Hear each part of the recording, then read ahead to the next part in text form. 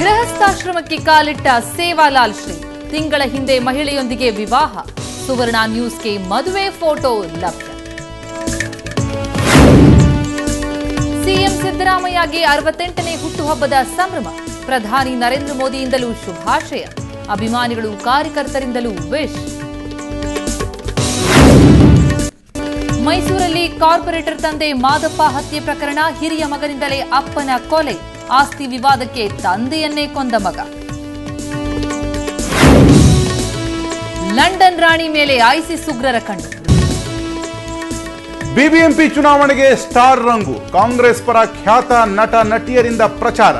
ನಟ ಚಿರಂಜೀವಿ, ನಟಿ ನಂದಿನಿ ಲೇಔಟ್ನಲ್ಲಿ ಕಿಡಿಗೇಡಿಗಳ ಕೃತ್ಯ. 20ಕ್ಕೂ ಹೆಚ್ಚು ವಾಹನಗಳು ಜಖಂ. ಕಾಂಗ್ರೆಸ್ ಅಭ್ಯರ್ಥಿ ನಾಗರಾಜ್ ವಿರುದ್ಧ ಸ್ಥಳೀಯರ ಆರೋಪ.